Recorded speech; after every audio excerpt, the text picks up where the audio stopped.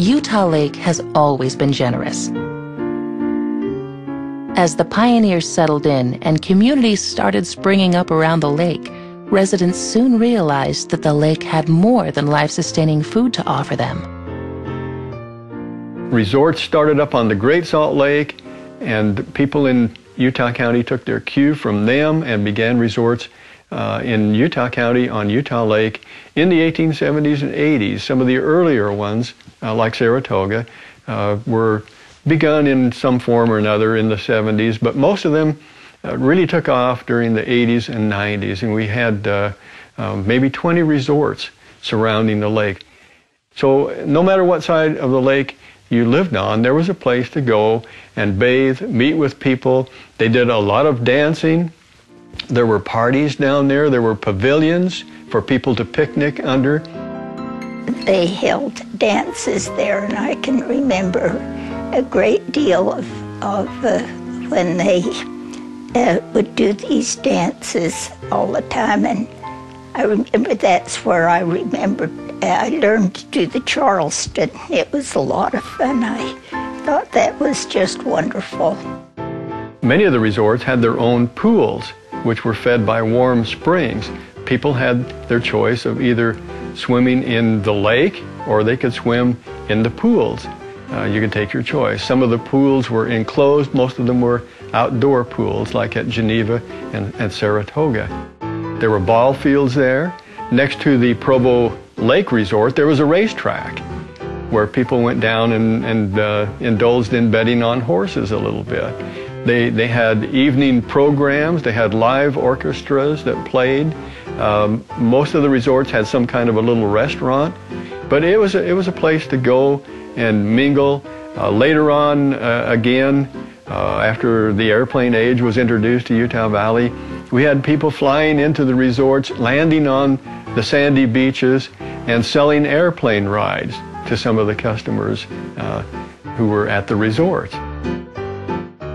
At Geneva, there was a great slide that we'd carry our carts up. We'd walk up all these stairs carrying this cart, then hook it in a rail, and then slide down a steep grade and scoot out over the water.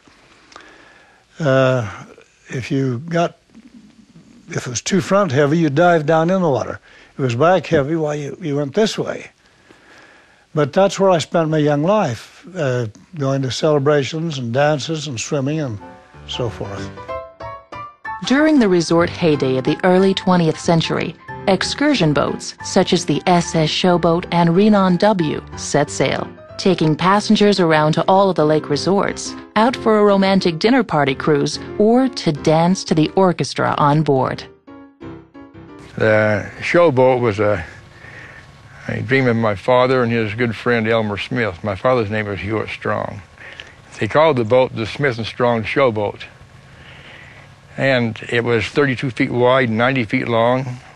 But they had to be able to build a boat that flowed in 14 or 16 inches of water and yet hold old people. So it was a flat-bottom boat.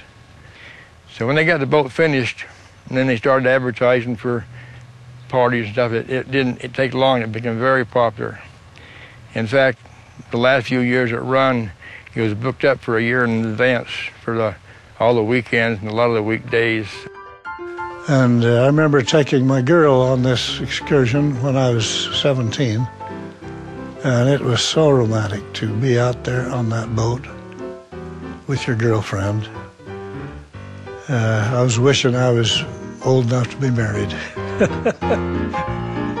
It had a stage at one end of the boat and a kitchen and restrooms, and people would perform on the stage different vaudeville acts and so forth for the paying customers. And then they had large dances on the boat. Sometimes they had over 200 people on that boat, and it was a very nominal fee. You could go down, ride the boat, take your loved one out for a ride under the starry skies above Utah Lake, and dance away the evening for like 50 cents, something in that area. There wasn't very much entertainment in Provo at the time. We had 2 or 3 motion picture theaters and several bars, and that was about it. So Smith and Strong cashed in on what was a need for entertainment. Grand times were had both on and off the SS Sho-Boat. Aquatic programs were often staged for passengers. Indeed, the SS Sho-Boat and Utah Lake were bright lights in the dark times of the Great Depression.